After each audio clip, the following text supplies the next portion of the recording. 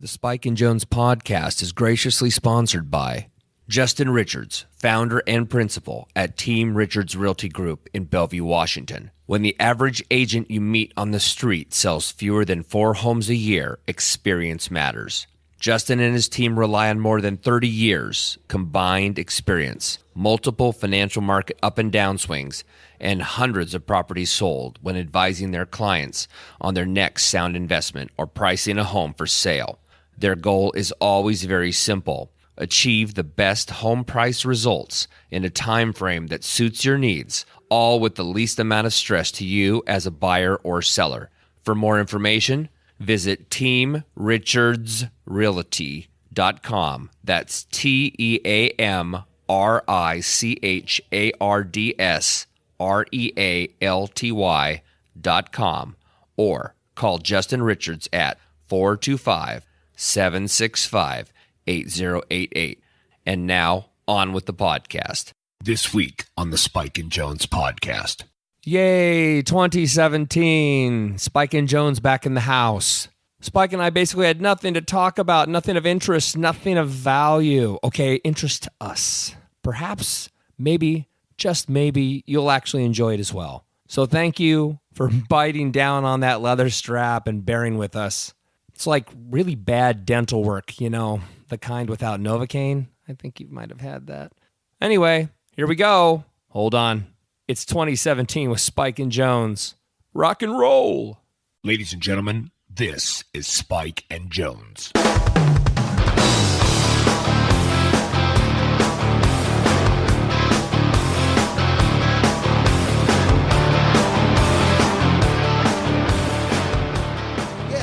Welcome home. Hey, brother. How are you been?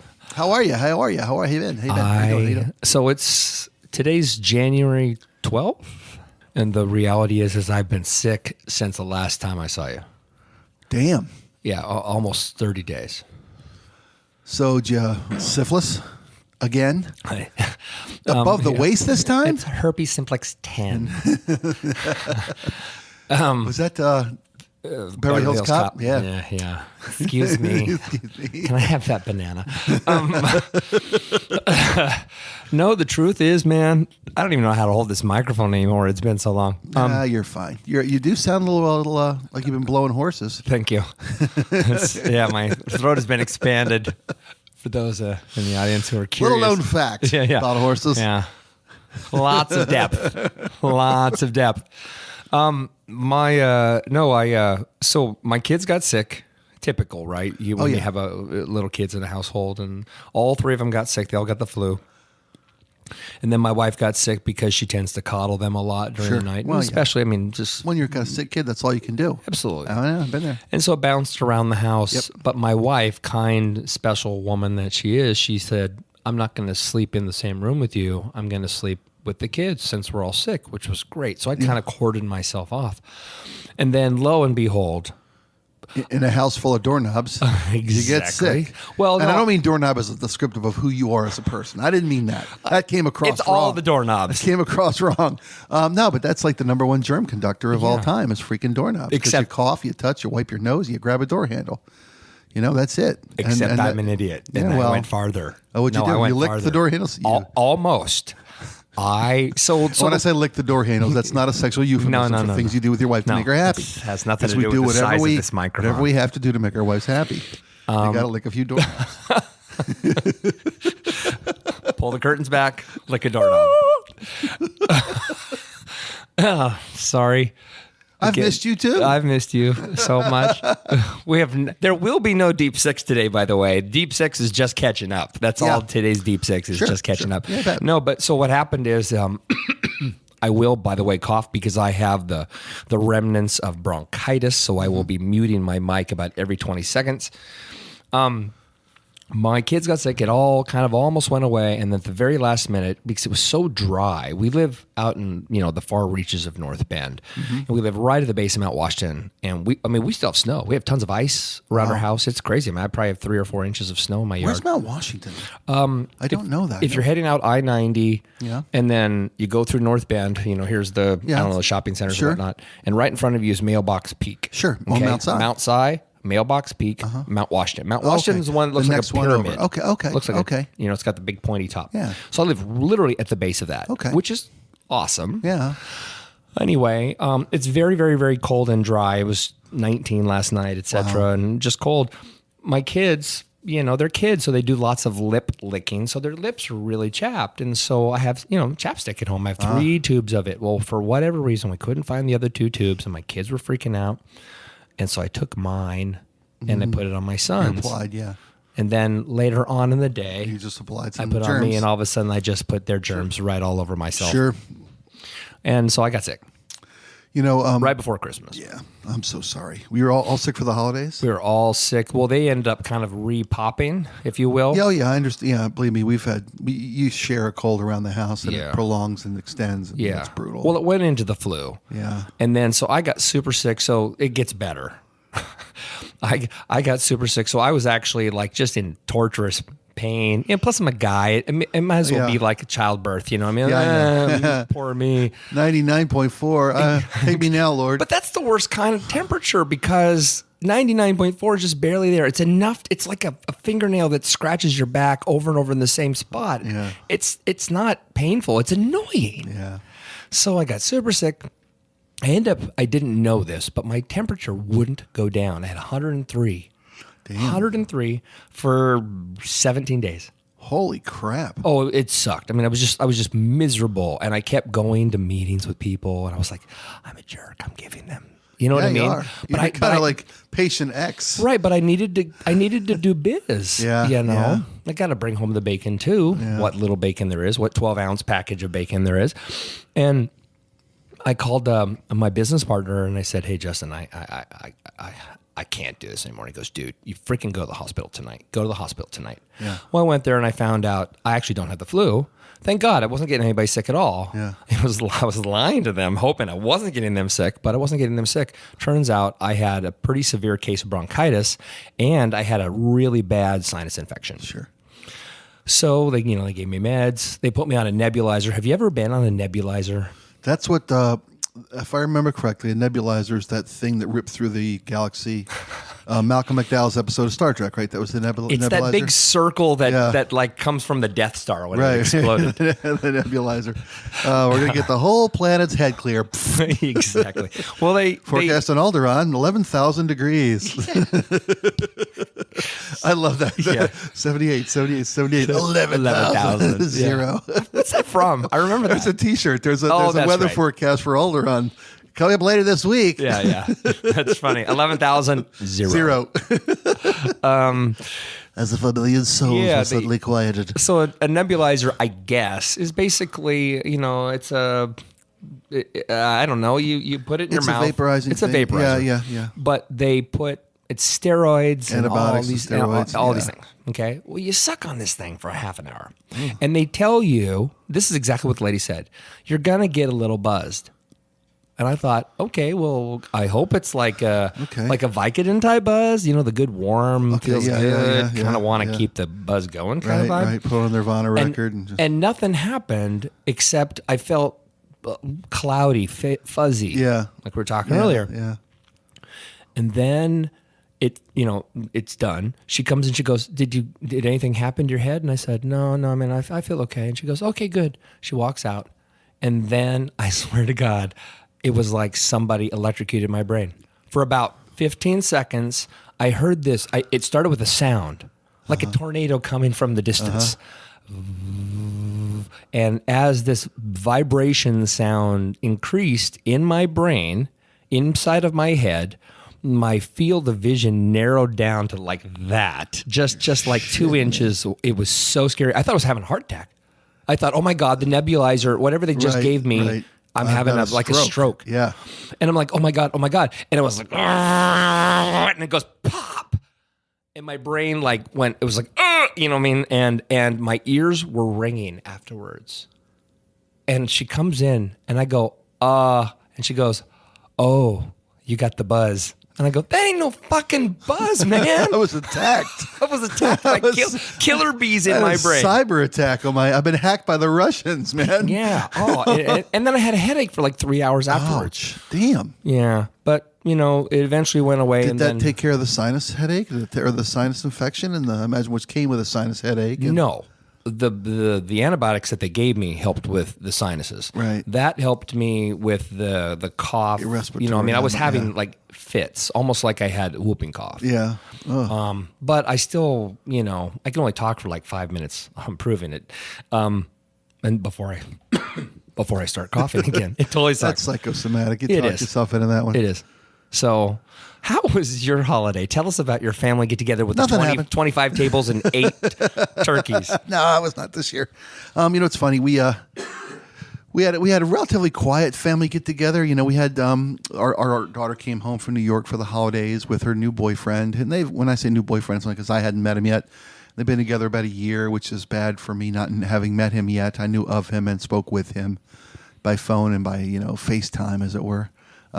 They came home for the holidays, which was nice because you get to go play tourist and stuff. Because again, he's never been to Seattle, and it was nice to show off the city and do the fun things that Seattle has to offer people. And it's nice to reacquaint yourself with how welcoming our city can be to visitors and shit like that. So that was kind of cool. And my mother-in-law came to town. Yeah, my mother-in-law came to town from her home in the Southwest. So we had a nice, multi-generational,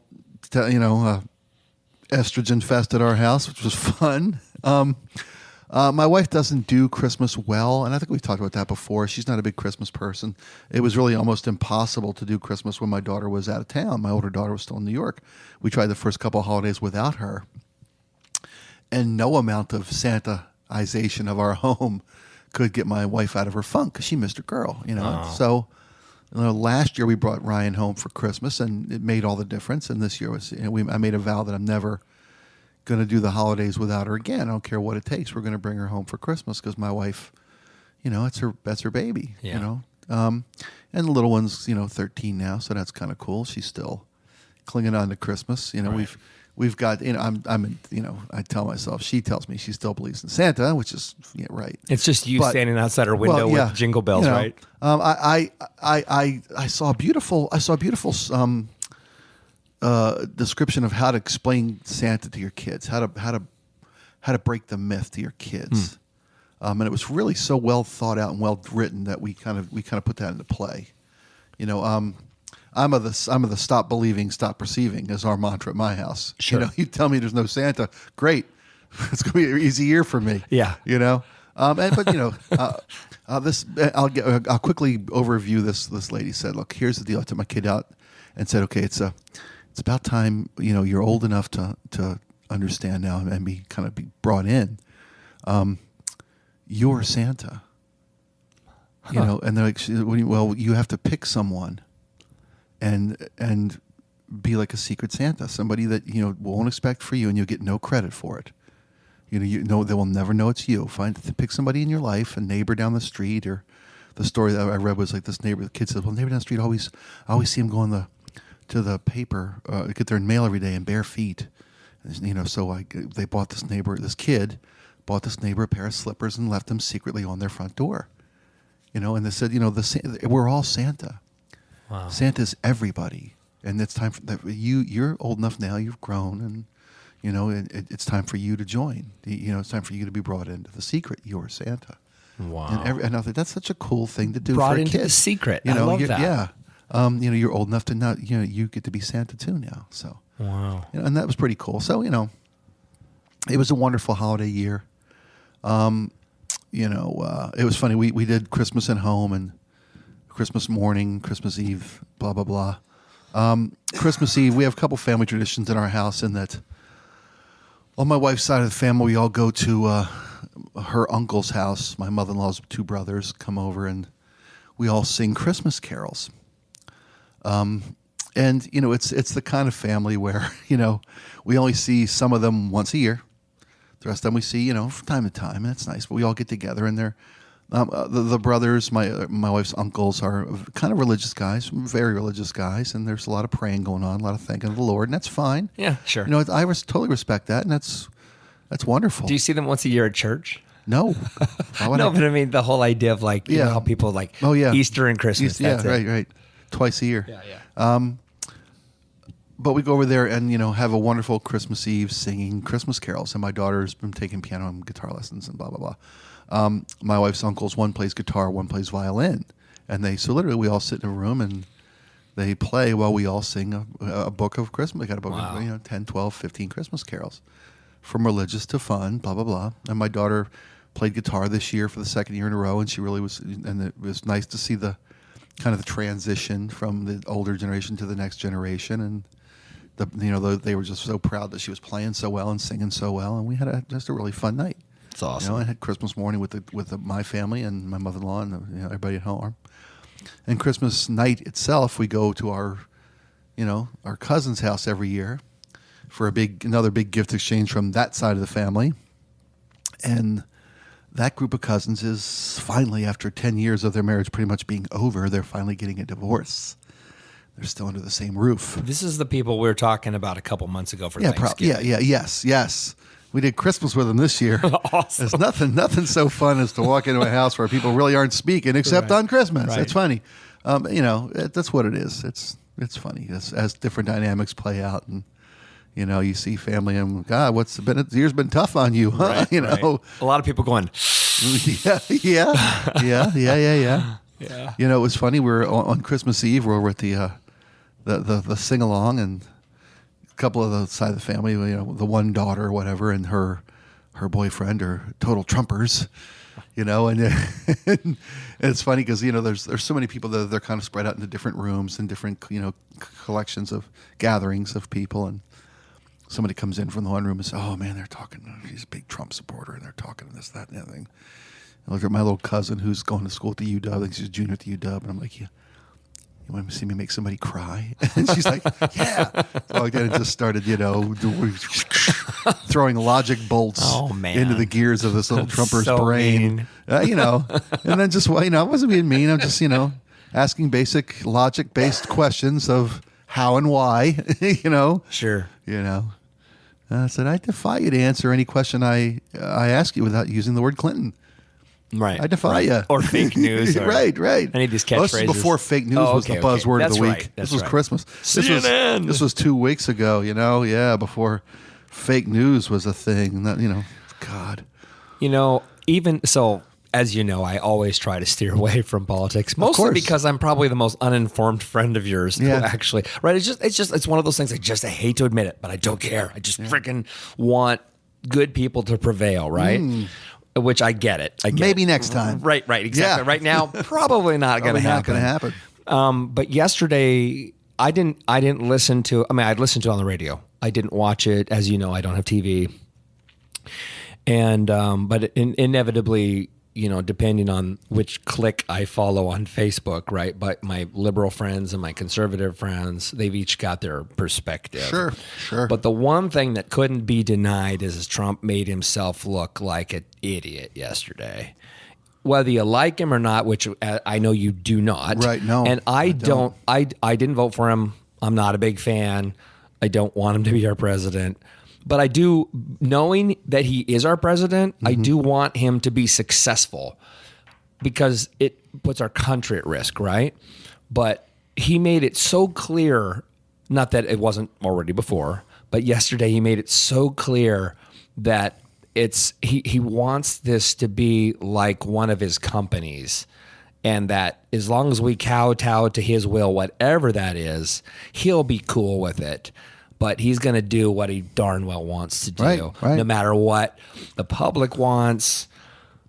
Right, and that weird defiance. I've never seen such a child before. Yeah. In public, make such a clearly childish, hissy fit, especially the whole CNN thing. When that moment happened, it's like, be quiet, be quiet. Don't be. Exactly. Yeah. Oh my gosh. I just felt so sorry for all of us. Well, if you look through history at the path of the authoritarian, what you do is you control the message, control Emphasis the media, on dick. vilify the information, discredit information other than what you put out, and that's how you do it. Right. It's textbook.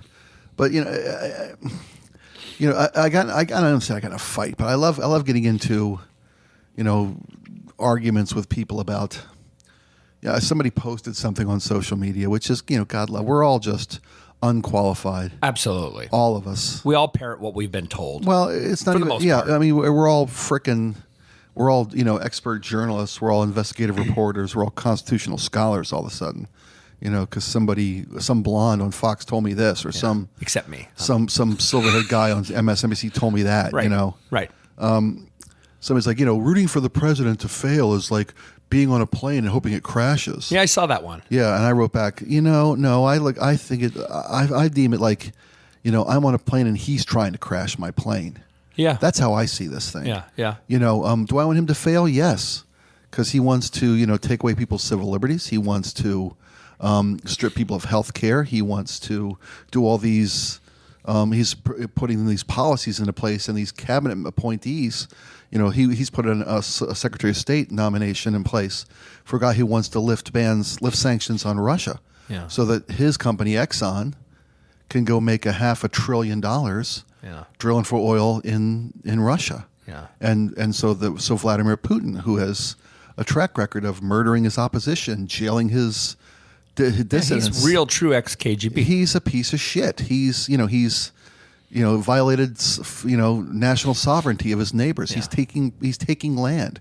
He's killing his enemies. He's jailing his opposition. Yeah. And this guy's going to make $500 billion with which to build his army and take over and reinflate the Death Star, because Donald Trump appoints a guy who wants to make money, and Donald Trump's going to make money doing it. I mean, so yes, I want him to fail. Yeah. He's going to strip away regulations so that the planet can. They're in the way of business. You ever see that picture of New York from like 1972? Yeah. And then from now, and say, still think we don't fucking need the ERA or the EPA? Yeah. Absolutely. Seriously, people? Yeah. Still think that environmental protection regulations are intrusive? You like air, people? Not that I'm a big New York guy, because admittedly, with the exception of, I don't know, Bloomberg and Giuliani, I kind of don't know who's run the show there. Right. Who was the mayor or who was the governor that was in charge of actually, in a sense, sort of turning around? It's kind of almost started with Times Square. Was that Giuliani that actually did that? Or was it, what's his name, Koch? Ed Koch, probably, yeah. Did more to start New York back on its recovery. But I'm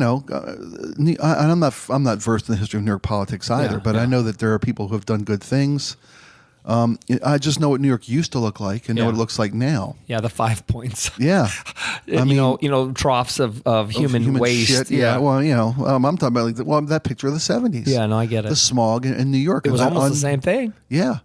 It was a terrible place. But just you want to destroy my planet. You want to tell my gay friends they're not real Americans. You want to, outlaw a woman's right to choose because you don't think that's what's appropriate. And think what you want to think. That's fine. Live your life like you want to live. But my rights don't stop where your right. Your rights don't come into my life. Right. Believe what you want to believe and act like you want to act. Choose not to rub shoulders with me, but you can't impress your will upon me. Right, and that is an American thing. And that's not the methods of the appointees of the Trump administration, all of them. So yes, I want him to fail. Yeah. I want him to fail horribly and have it be over as quickly as possible, limit the damage he can do, and then spend the rest of my daughter's life trying to get back to where we are today. Yeah. You know what I would tell you? My biggest fear isn't Trump failing. My biggest fear is the country's knee-jerk reaction to crazy Trump isms, meaning that in whether it's 4 years or 8 years, if he survives the presidency, what kind of shitbird are we going to have on the other side? And I'm not talking about if it's liberal. That's not what I mean. That's the nature of things, right? Right. When we the had pendulum swings, right, when we had George Bush, and people were like, "Seriously, you don't know what a vagina is?" He was that guy, right? Kind of just a dumb kind. He was a good guy, but he was a dumb guy. He spent so much time at the Crawford Ranch, Absolutely, clearing out brush. And, he can run a chainsaw, yippee-ki-yay. Right, he's a good old boy, right? While Cheney fucking runs roughshod over the country, right? But that created a kind of a mild knee-jerk reaction, and that's why we had in 2004 the presidential candidate. I'm sorry, Kerry. That's why we to our country at that time, Kerry was such an extreme liberal compared to George's moderately conservative republicanism. And then, of course, that's why he wasn't elected. But there was a lot of push towards that. And then, of course, Obama was now we have to be able to say we've advanced. And I even hate to bring race, religion, anything into the subject of politics, but I think one of his greatest strengths was that he was an African American man, that he was the black guy at the right time. Yeah. And then, of course, Clinton was the sort of response, even though they were in the same party, that now's our chance to bring a woman into power, right? And we can hit all the angles. And then surprise, we get Trump. Wow. But man, what are we gonna get next? Well, that scares the crap out of me. Well, dude. no, because you always get exactly the opposite of what was in place. Yeah. You look back at the history of the presidency, you get the opposite of what you had. You talk about the pendulum swings wildly both directions. But do you think that Obama? Well, you had Nixon, you get Jimmy Carter. You had Jimmy Carter, you get Reagan. Yeah. You get that's Reagan, true. you get Clinton. Yeah, you get Bush. But you got a hiccup right? in the middle with President Bush. No, the Reagan first Bush. And he was a good president. The first Bush. I feel very that was strongly a three. about him. You never get three in a row. Yeah. That was a rarity. Yeah. That's why Clinton didn't win this time. Well, Clinton didn't win this time because Russia. But I won't say anything. Sorry, listeners. I just blasted you here. That's okay. It swings completely the opposite. So if Trump's an absolute shit show, maybe the next guy we get will be qualified, compassionate, open-minded. Moderate, and whatever stripe he's wearing, moderate would be nice. Yeah. Instead of extreme. But I don't know if we can get back to where informed discourse is even part of our life anymore. Yeah. Misinformed extremism, loudest wins. I mean, we're debating what facts are now. Come on, facts are facts. For the love of God. You know what I'm trying to do right now? What?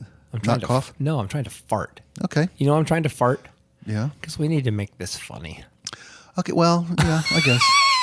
Because this is I apologize. I know, but we haven't talked in a while. It's not your fault. It's not. No, your I know, fault. and I went deep shit on you. No. I was just thinking. I was listening to you, and I'm like, I love what you're saying. I completely agree with you. Holy crap, we're losing every listener right now. And everybody's sick of this shit. I hear you, man. Yeah. I mean, I love my friends. I love my friends so much. I go on Facebook, and they're still the same. I know. Same. You're not gonna.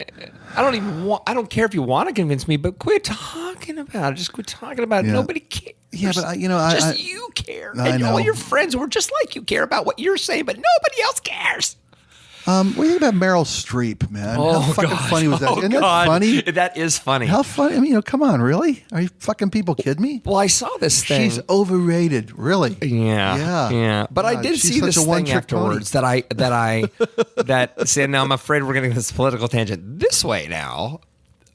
But the next day, I saw again on Facebook one of those memes, right? Mm-hmm. That said, "Congratulations, Meryl," and I'm totally paraphrasing.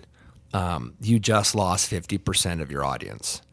And basically, I guess what they were trying to get at is that, it's great that you have this perspective. It's cool that you feel that you could share it. Obviously, a tremendous amount of people are going to agree with you. The problem is a lot of people are going to disagree with you. Sure, yeah. And inevitably, do you want to put yourself at risk in your career that those people would feel so strongly against your position that they now refuse to watch your movies? Do you think a fucking single Trump supporter gave a rat's ass about Meryl Streep anyway? Will she No. not be in a movie with Jean-Claude No. Van Damme ever again? No. Well, Meryl Streep she won't be in the Expendables. Steven Seagal, She won't be bastard. in the Expendables 5. Yeah. I mean, for the love of fucking God, that's Wait a minute. hilarious. But that's assuming that That's I like hilarious. Expendables. No. I'm not saying you. I'm saying the average. And if I'm paraphrasing all you Trump supporters to be action movies. She's not in Die Hard 8. Yeah. You know how They don't Meryl give a Streep is the shit. best actress in the world? How? Watch The Bridges of Madison County. Have you ever seen it? I have. She made Clint Eastwood seem, compassionate. A terribly boring movie. Yeah. Except for that last 10 minutes when she's sitting in the truck and she wants to get out so bad. Yeah.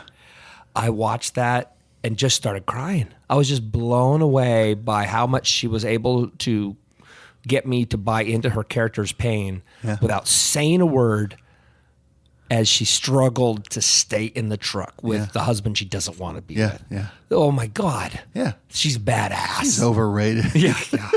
Yeah. It's fun. I love it how, well, I'll show her. I won't go to any of her movies. You weren't going anyway. Shut the fuck up. Okay, so who's an I don't mean you, who's an overrated actress or actor? An overrated actor? Yeah, in your opinion. Do we need to think about this? Do we need to take a pee-pee break? Yeah, sure. You bet.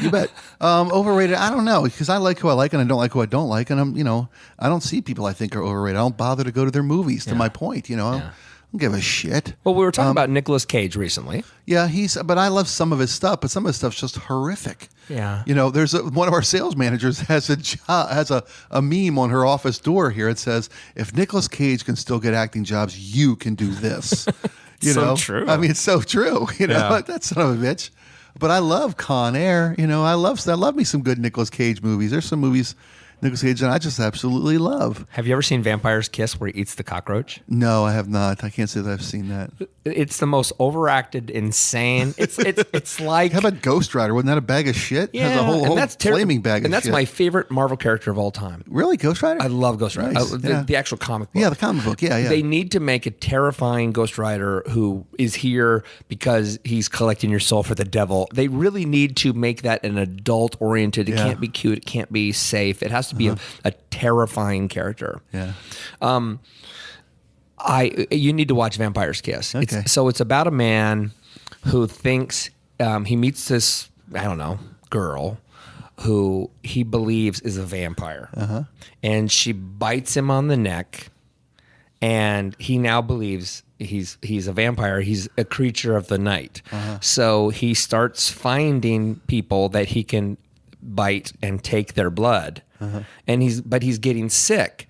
Well, why is he getting sick? Because he's consuming human blood. Yeah. But he thinks because he's a vampire, he needs more blood. So he keeps getting deeper and deeper and deeper and falling off the edge. It's just this. It's perfect for him because he's a madman to begin with. And he gets to play this completely over the top character. But it is loaded to the gills with some of the funniest stuff you'll ever see. And yet it's so, and again, I know you hate movies like this. Is it supposed to be funny or is it just funny because it's so bad? No, it's supposed to be funny, but it's a black comedy. Okay. But most people, they watch it and they go, I don't get it. And it's mostly because most people don't like dark, I like dark humor. Right. Most people don't like it. But there's a scene where he eats a cockroach, and it's a real cockroach, and he really ate it. Good for him. And so I'm like, you are the man. Oh my God. How do you do that? He's wrestling with it. It's scurrying around on like a burner on a stove. Yeah. And he said he wasn't going to eat it. He was actually going to crush it in his hand.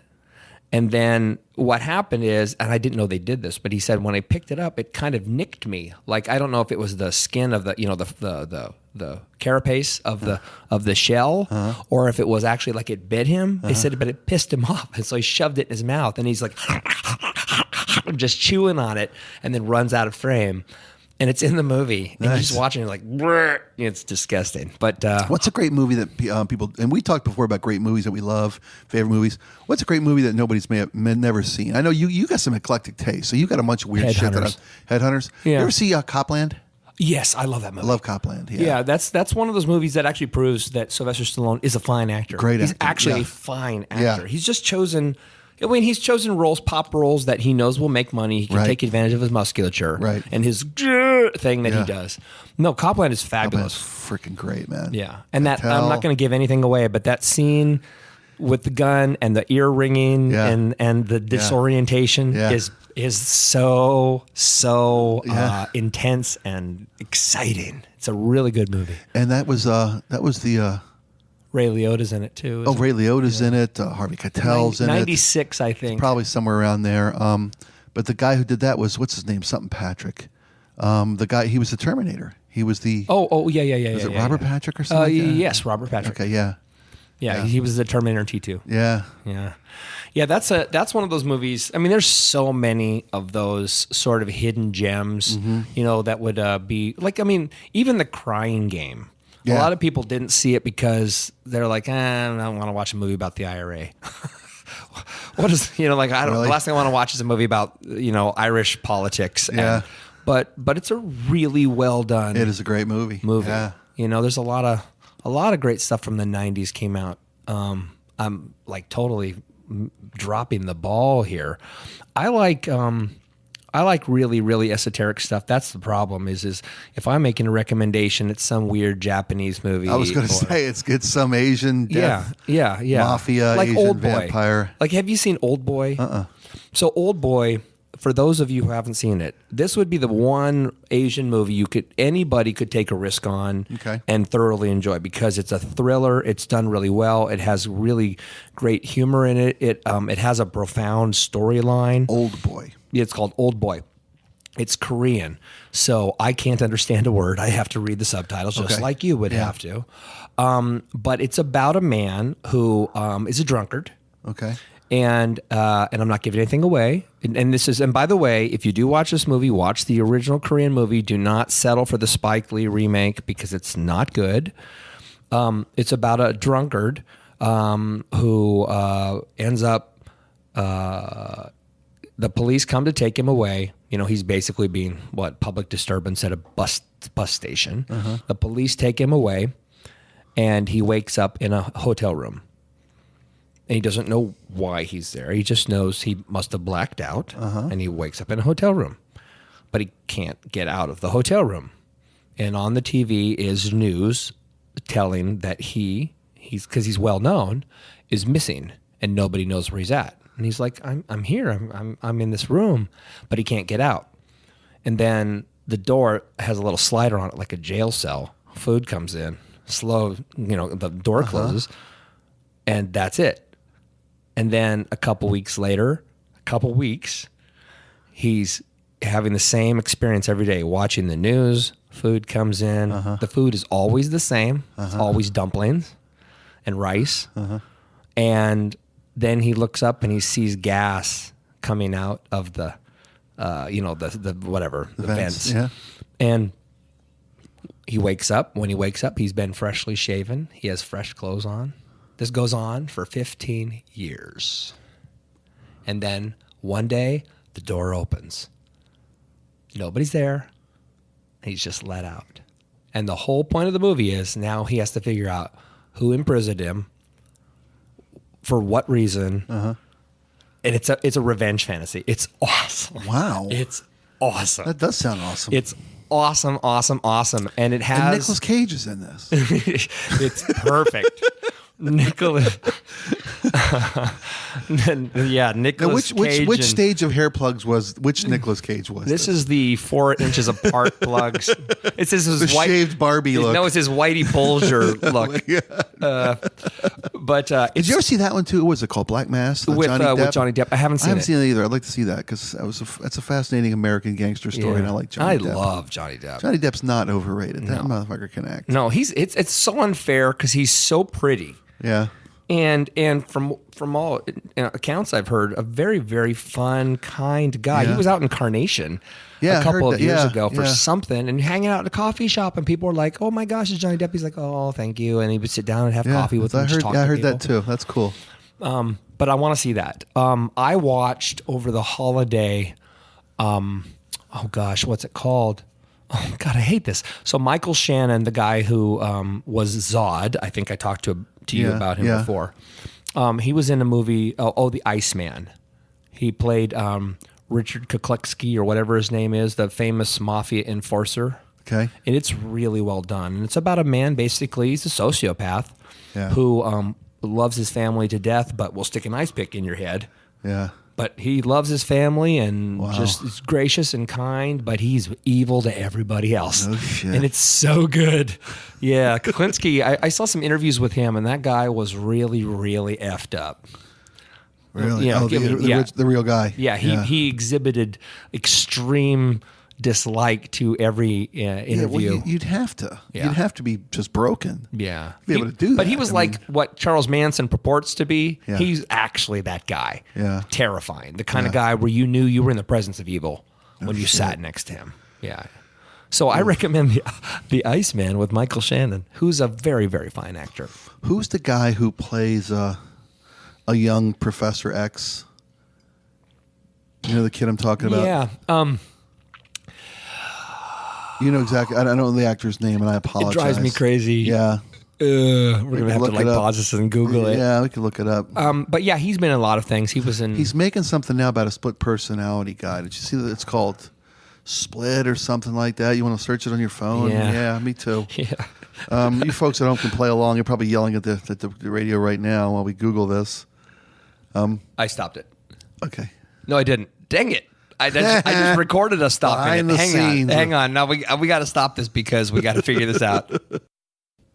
James McAvoy. Well done. No, it was you that found it. I'm just taking the credit. James McAvoy, and he's got a movie coming out, which I'm trying to remember the name of, where he's got like, I think it's called like Split or something like that. But he's got like 27 personalities. So Sybil is a boy. Yeah, but he kidnaps these two women, and and it's they're trying to, and one of his personalities is trying to help him escape, and one of them's just evil, and they have to deal with all his personalities as their captors, and that just looks fucking wild. That's it's cool. Terrifying freaking concept, man. I like that idea. He was in Wanted too, right? Yes, he was in Wanted. That was Good job. really good. The movie's called Split. Split. Yeah, that's what's coming out next for him. I'm looking forward to that. I want to see La La Land, and I don't know anything about it, but I sure like it's Ryan. an actress who's trying to make it in Hollywood. I think it's what the premise is, and that's Okay. What's her bucket? Emma Stone, who's just a doll. She is. She's Loved got the her. biggest eyes in Yeah. Hollywood. When she was Jules in Superbad. Did you ever see Superbad? Yes, I love that Love movie. Superbad. My God, that's a great movie. That's a fun flick, man. Yeah. That's You know one who's of the those most movies I wish there overrated? were more of. That's funny. I'm about to say, you know who's the most overrated? We talk about who's overrated. Jonah Hill's overrated until you see him in Moneyball, and you forget the kid's actually got chops. I haven't seen Moneyball. Okay, And I want to see it. I just have never, for whatever reason. It's a good movie, but Jonah Hill really. I mean, I think he got an Oscar nomination for Moneyball because it's the first time he's not playing frickin' Jonah Hill in everything he's ever done. Yeah. And I'm saying this to you with a jaded perspective because he was a douchebag. The one time I got to meet him, he's a total douchebag. I may have told you this. Poor Rob. We'll cut this out. Gosh, man, that Poor guy. sucks. Look, you got any water? Is that water there? I do, but what am I pouring down my lungs? Yeah. I always wondered that. Clearly. Like, you got a cough. It's like, go drink some water. Okay, it doesn't go down my lungs. It doesn't help. Keep going. Jonah Hill, we got to meet Jonah Hill. I think I may have told you this. Russell Brand and Jonah Hill came to town for a movie junket. Yeah. Get Him to the Greek was, they're love promoting. Russell Brand. Love him. I mean, he came in the room and we hit it off so Probably the quickly. smartest man in the world. Oh, I know, right? Big time. He came in the room and we're we had our pick of, you can only have one of them. You can have Jonah Hill or you can have Russell Brand. And they're like, well, we should talk to Jonah Hill. I'm like, screw that. We should talk to Russell Brand. The guy's a freaking genius. Oh, my God, he's hilarious. Yeah, yeah. And the character that he developed in Forgetting Sarah Marshall. Yeah. Which I loved. It's probably my favorite movie of the 2000s. I love Forgetting that Sarah movie. Marshall. I And it's love wonderful. It is wonderful. Jason Segel's amazing. It's a perfect movie. Yeah. But Russell Brand's character in there, Aldous Snow, it was so good that they decided to make a movie about Aldous Snow. And that's, Inside you. oh my God. There was a Stroke the Wall, right? So Stroke the Furry Walls. good. Oh my God, I love that movie. But Jonah Hill was an absolute D-bag. Yeah. And he's like Jonah Hill in every freaking movie. He's a one-trick pony. Yeah. Until you see Moneyball, and he's actually pretty damn good in Moneyball. Yeah. And he got an Oscar nomination because it was the first time he'd ever been anything other than Jonah Hill. Yeah. Oh my God, he can act. But did you see Wolf of Wall Street? I did not see Wolf of Wall Street. Should I see it? You're not a Scorsese guy after watching Joey Pesci, the baseball bat. Yeah, swing. in Casino. Yeah. Yeah. I'm a big Scorsese fan. I like his stuff. I do. Oh, it's so good. Wolf of Wall Street is so good. It's so much fun because it's such a movie about flesh. That's the Leo movie. Sex, right? drugs, rock and roll. Leo and it's Wall Street. So funny. It's so fun. I mean, I watch it. I can watch it 20 times in a row. It's hilarious. I think Leo might be overrated. He's done some good stuff, but a lot of his stuff is just like, eh.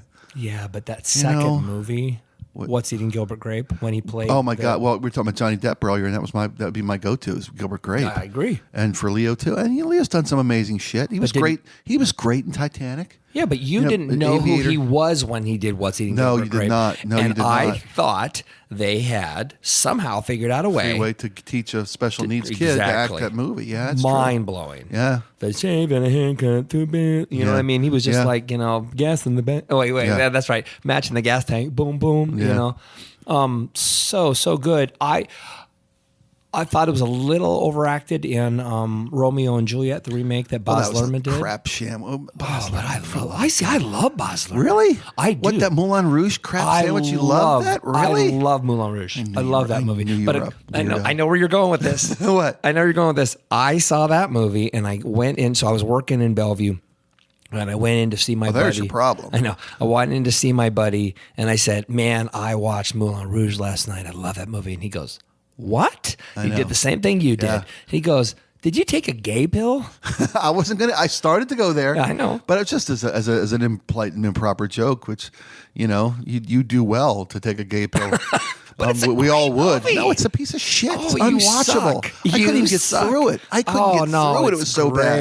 It's horrible great. movie. Ewan McGregor is awesome. Ewan McGregor is in it. fantastic. He is. He's a fantastic actor. You don't like the bombastic, crazy, loud. No, I didn't. Because that's what don't made like- Romeo and Juliet so good too. I don't like force feeding genres and forcing. I mean, that movie And was so- hyperactivity and speed and camera work and that's flashy and- God, I'm so smart. Look at all I can do. I know how to use all these features on the phone. Yeah. You don't have to. I guess that appeals to me. One of my favorite movies all time is 12 Angry Men. Yeah, I know. It's one damn room. One room. Two cameras. Well, there's actually a sideshow in the bathroom. They go Yeah. one scene off to the men's room. Other than that, it's in the jury's deliberation room. The whole Yeah. fucking movie. You don't need guys on swings and cameras coming and going and blah blah blah blah. know. I mean, it's just because you can doesn't mean you have Well, to. I or think the should. idea in Moulin Rouge was to create energy. That if you went to Moulin Rouge, it was energetic, right? Yeah. So there's a place in Tokyo, Japan called Robot Restaurant. Have I told you about this place? No. So We've talked about 8, 12, 15 podcasts, and you haven't mentioned a robot restaurant oh yet? my What God, the fuck you been holding out Robot for? Restaurant, Dude, everyone. Go to where you been? Tokyo and go to Robot Restaurant. Are the waiters robots?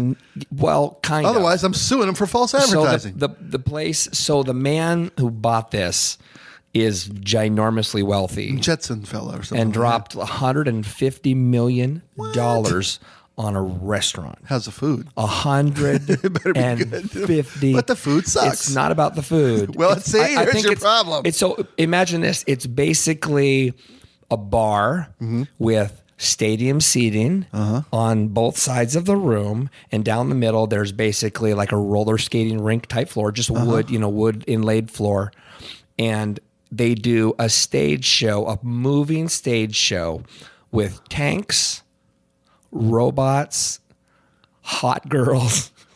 It's insane. Oh my God, I'm gonna I wanna find go a there so picture. bad. And it costs $50 to get in. Wow, And before your meal? And it's like a strip club where you have to have something in front of you at all times, Yeah, to drink, yeah. food. They do, I think, 10 shows a day or 8 shows a day. They last about 45 minutes. Genius. And all it is, it's like Vegas overload. So like the hottest girls in the world Yeah. Tanks. are on top of like colorful tanks, and there's these giant robots, and people go, those aren't real robots. Well, okay, so Who they cares? have their waists are this wide and they spin. I would call those robots. Yeah. There aren't people inside of them. Right. Some of them aren't. There's clearly people inside of sort Some of of them, yeah. cosplay type outfits that look like robots, but this guy dropped $150 million on this place, and it's about as big as this first floor here in CBS. Wow. Or wherever we're at. Yeah. Sorry, we're not at CBS Radio. Here at Broadcast yeah, Co. Yeah. We're in a conference room next to a, I don't know. Next to a dumpster the way we usually carry. the guy rolling the Is it garbage that time to can come back by and forth. So trim the hedges? So I'm gonna find for those of you, because I'm actually typing this right now into my phone so I can show Spike. Oh, there. It's Robot funny. It's even restaurant, saved on my phone. That is hilarious. That's so funny. So you guys do need to check it out. It's pretty insane. This is in Tokyo? And it's real. It's the real thing. It's in Tokyo. So I'm showing Spike some photos right now. So just kind of toggle through them. Holy shit. You took these? No, I didn't take those. Those are on Google. Of course. Look at those girls. But man. it's hot. yeah, I mean so they have it's imagine Oh my God, man. it's That's awesome. It's crazy. It's Your tables are seashells, conch shells? Yeah. The chairs? That's cool as shit. Yeah, and so there's this constant stage show with basically super hot girls. Super hot girls on super hot light tanks. Right, That's exactly. funny. Dancing in front of you, smiling at you, and showering you with confetti. Yeah, when you're into your food. Yeah, and my of course, God. so because the Japanese culture says, I shouldn't say says, but what's really commonplace is the men, they leave home around 7 a.m. Mm-hmm. They work until say 5 or 6 p.m. Then they go out and drink every night. This is what men in the culture do. And then they ride the train home, usually the last train home at the end of the night. So a lot of these guys... Subjugate their wife. Yeah, a lot of these meal. guys in Shibuya, they leave work and they go over to a robot restaurant. They basically are titillated by all these gorgeous 20-year-old girls. Mm-hmm. They get drunk and then they take the bus home or the train home to their wife and then fall asleep in their arms and then start over the next day. So you watch these videos, it's just a whole bunch of what they call salary men or Japanese businessmen who just are hanging out. Isn't that awesome? That's awesome. So anybody go listening, there. if there's anybody listening, go check out Robot Restaurant on Google. Just look at images. I like these half stripper, half robot girls. Those are funny as it's hell, crazy. man. And then they have like 14-foot tall robots. Ever been to Sizzler? It's crazy straws. Yeah. The food. Remember might the as- Ponderosa Steakhouse? Yeah, the food Remember might those? as well be. Yeah, girls in chaps running You around, know. chubby girls in checkered shirts and handkerchiefs. But it's like it's like a strip club with really bad taste and no nudity. Sounds like a bad strip I mean, club. look, it's like girls playing drums. I looked at every picture, dude. I Yeah, believe me. it's awesome. That's Look at those giant funny. freaking robots. It's crazy. and the show changes every day. What? It's always new. They update. Well, I shouldn't say change it much, but I mean they'll move the Right, the order pieces of things. around. Sure, yeah. So the stage show is slightly different, so the drunk guys don't notice. Nice. So, Oh, yeah. give me some fun insight into what else is going on in Spike O'Neill's life. Are you? I'm gonna. By the time this airs, I should be back on the radio doing the afternoon drive. Really? That's a hell of a Yeah. tidbit. So you folks who are just hearing this, like big news shocker. It's been a couple of weeks already that I've been doing this. Wow. But it's weird. I'm in flux. This is I was trying to build a bridge to the second half of my career, and here I am trying to figure out how to get off the bridge onto the other side of the chasm, Right. And what that looks like. Am I stepping onto sure-footed territory, or am I stepping onto a ledge? Right. A landmine that's gonna in break- sand. Right. Yeah, that's going to break up under me and fall into a chasm. Oh my But gosh. that's cool though. I mean, it's better to have prospects and yeah. not know what the opportunity will bring than to have no opportunity, which is what I had been moving through my life. So that's cool. It's a good spot to be in. I'm happy. I'm gonna have Spike's in a happy place. Are you going to have a partner? Yeah, I think so. Me and Nate Connors, I know our second week by now. By the time you hear this, and I don't know if we've killed each other or if we're having sex on the air. We could be doing. I don't know how it's going to go. So what you're telling me is I'm not welcome to do podcasts anymore with you because you didn't pick me. No. I didn't pick Nate. That's the Damn thing. it. And then Nate. That's why I'm here, man. and I'm Nate, just looking for myself. And Nate didn't pick me. Yeah. That's what's scary about this. As we head into this, I'm a lot of trepidation about not knowing really. They've announced that's going to happen, at least to the staff. Haven't gone public yet at this point in time, before when this podcast was recorded, and we don't know what the expectations are going to be, what the thing's going to look like, what our parameters and our limitations or our opportunities are going to be. So that's okay though. I trust in my abilities and my judgment that I can take an opportunity presented to me that I've fought for, and make something out of it, and make something that people will enjoy and want to be a part of, and continue to come back to. And that's really it's the reason we're in this business, is to engage with people and have them want to be engaged with, like you and I are doing now. Yeah. That first half hour of this podcast, I apologize for. I just probably all that poison had been building up in my system. I had to go drop a Cleveland steamer on these people's ears, which is just tragic. That's hot. Yeah, that's how I feel. Do not look that up, Mom. Yeah. That's what I feel like our president-elect has done, is taken a big old, Cleveland steamer on America's chest, and then expect us to say thank you for it, and not to get right back into the political rabbit hole, but how do you even think you can get away with How this do you shit. clean that Cleveland steamer off? That's what I want to know. Yeah. Carefully is the Power answer. washer, man. I don't care how many layers of skin you take. You still could go one more. Take one more. So this afternoon drive, do you guys actually have a range like 2 to 6 p.m., 3 to 7? Yeah, it'll be 2 to 6 p.m. I think, and there'll be a lot of music played, and hopefully it won't be all music played. It won't just be here's another record. Right, old school what's- DJ sort of right, thing. yeah. We better do more than that, or people aren't going to be, not going to give a shit. They won't going to hang out with us. And won't. That's not appointment listening. Listening to records is an appointment listening. I don't care how good the music is, and it's the best music ever made. Yeah. At a classic rock station. I mean, Sure. I'll argue that to the end of my life. Right. But it's got to be more than that. And it will be. They'll give us rope. Obviously, they'll give us some rope, and we'll do. Are we going to hear Twisted Tunes there? I think we will. Well, we won't hear Twisted Tunes. We'll hear some other name. Oh, that's parodies. right. And Yeah, that's- 'cause it's and the that's- ownership thing. And no, it's not. It's not even that. It's the. There's a real concern in my business, in my industry, in my place of employ, that we're hearkening up the ghost of radio past, the ghost of stations past, and we don't want to do that. And I mean, and that's cool. I don't want to do that either. I've been, not that I'm not grateful is not even the right word, but not cognizant and aware of the benefit and the joy I've had doing 26 years of the Bob Rivers show. Yeah. But I can't wait to be something more than that, something different than that. I've been looking for that chance for 25 and a half years. So this is real true reinvention. Yeah. And I don't know what the parameters are. I don't know what the guidelines or expectations are or the limitations are. I can't wait to hear it. It's going to be fun. Yeah, we'll see how. I think it's going to be fun. I think we'll do some things that are funny and fun and hopefully engaging. And I'm trying to find a new way to say song parodies that isn't Twisted Tunes. Sure. And that's been a chore. Hopefully I'll have something by the Right. time this airs and we'll know what that word is. And I've got a couple things I like, but I'm not sure if anybody else likes them or if I haven't had a chance to even run them by anybody. This is like So- shocking news, though, for the Why? listening audience. Well, no, because okay. nobody knows. Yeah, what's obviously, going on? I'm learning this right now. With Well, you. I don't know what to tell you. That's the thing, is I don't know what to expect either. It's funny. We're all kind of going through this together. Yeah. We're learning about it together, and that's cool. It's good. And you're staying here in the Seattle market. I mean, Yeah. you're operating out of Casey, operating out of Casey. Yeah, okay. yep. Wow. I asked for an opportunity to come in and kind of learn how to do sales and then get back on the air and be this hybrid of account manager / broadcast announcer. And that's what they're letting me do. Yeah. Letting me do both. I've become like a Swiss Army knife of radio, I'm a turnip twaddler of sound. I can do a little bit of everything. Turnip.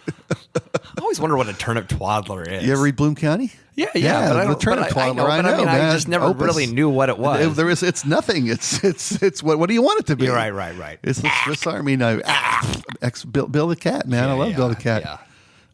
Yeah. So that's fun. That's what's going to be fun for me. And that's the problem is I've been in this stage of we're going to do this for like the last 5-6 weeks. Yeah. And without any kind of real, it's been announced now, so I guess that, but there's nothing defined or solidified in that thing. We're just going to.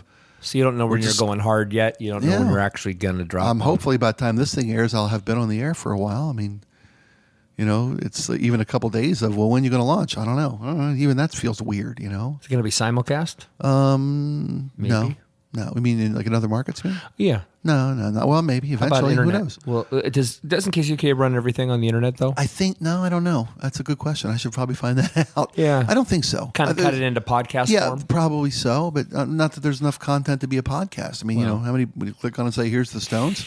Well, That's not a podcast worthy, You Yeah, can't it's put not music on a talk podcast. radio. Yeah, it's not going to be a talk show. Be a music show, but there better be some engaging and compelling content around a lot of music. kind Otherwise, of a BJ Shea sort of thing, probably. where there's talk for 10 minutes and then music for 5. Not even that. Probably talk for 2 minutes if we're lucky. If we can get that much out of our boss, I think he expects less than that. Jeez. But that's But people are tuning in for that. I mean, I can hear radio music anytime. I agree. And I'm happy, I guess, to take that. Yeah. Until I can figure out, until I can bring some people in and build an audience and get the right to do more. Wow. I mean, that's why there's some trepidation for me right now. I'm not sure what it's going to look like, and I kind of expressed to you the opportunity to leave radio completely was presented to me, and it was an attractive opportunity, but not something that I love. Yeah. And then the opportunity to stay in radio was presented simultaneously. And now, do I want to? And I want to stay in radio, obviously, but it better be something that I love doing. Right. You can't sell your soul. Right. I mean, in a way, just because the nature of the business has changed so much, and it has gone to this sort of a lot towards the podcast format. Right. That's got to be a tough call. But you would think that the radio stations in general, I don't know, it reminds me of Hollywood, where they just don't seem to get it that the tastes have sway, but that doesn't necessarily remove traditional formats completely. And the fact is it's what I said when I first met you. People still want to be able to just get in their car, turn on the dial, and there's Spike. They don't want to have to plug in a phone because they downloaded a thing yesterday. Right. And then jack it in. They don't want to go through that process. It's path of least resistance. You got to, You got to make things as easy as possible for people. One click. That's why Amazon's what it is. Yeah. One click. Yeah. I couldn't tell you how many times I need this. But I'm on the website. I need this with an N. I need. Well, whatever. And if It's we, a comb. I need this. well, if we know, but for example, my kid's going to start skiing again, because ski season's here and ski bus is here, and my kid needed new ski pants, because last year's pants she's growing and they're too small for her, and she needs new ski gloves because I can only find one, and blah, blah, blah, blah, blah, blah, blah. So, am I going to schlep her out to a ski shop and look around? And no, I'm going to go on Amazon. I'm going to look at 18 different kinds of gloves and find the most attractive pricing on each glove and have it sent to my door in 3 freaking days. Yeah. Why wouldn't I shop for everything that way? Yeah, no, I don't disagree with you. Why wouldn't I experience. screw the local ski shop right out of business? Which sucks. No, it does suck, but it is the reality. And it's hypocritical of me to be, so I'm so anti-Walmart. I am so fucking anti-Walmart. Yeah. It isn't funny. But is it because of Walmart? Like maybe from the top, the political and social expectations of what ownership thinks, or is it literally because the face of Walmart and the customer base of Walmart is so abhorrent to you? Even though you love people. I love people, but not back fat. It's ironic. No, I get it. The people of Walmart, do they scare me? Yes. Do I hate them? No. Sure. I hate Walmart because. Why do I hate Walmart? Isn't this a fun podcast? This is weird, man. We're here we are all over the road again, but we're going to figure out how to do this again. We've been away for a while. I just hope we get to keep doing it with your show. We are. Are you going to have the? Yeah, we are. Okay. I am not going to stop doing this with you. Daddy likes to do this. I like doing this with you. Suck, but you make me so good. I mean, because I'm really, really bad.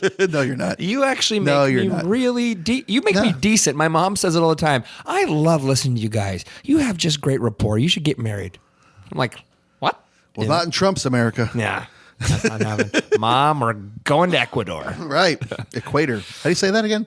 I think it's Ecuador. It is. I'm going to go to Costa Rica. Yeah. That's where expats go to have fun. I'm going to go to Poolsbo, Puyallup, Pile up. Yakaima, and Issaquah. Issaquah. That's the Indian word for it. Do you know how fast we're going? Exactly. And back on track. I hate Walmart because the owners of Walmart are the richest motherfucking family on the face of the earth. No, they're not. Yes, they are. They're just really rich. They're not the richest They're family. too rich. Well, okay. But Only the Waltons. Yeah, okay? sure. 6 of the top 10 money earners in America are named Walton. They all come from the same family that owns Walmart. Sure. And they do that because none of their employees are full-time. And they don't pay a living wage. Oh boy, here we go. I know, but I hate to get, but that's. You asked me why I hate Walmart. Roll up into my head. You asked me why I hate Walmart.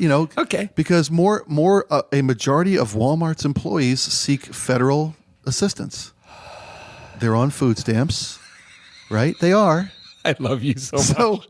So why should you and I have to pay Walmart's employees' salaries and subsidize them so that the Waltons can make insane money, not just a lot of money. Insane money.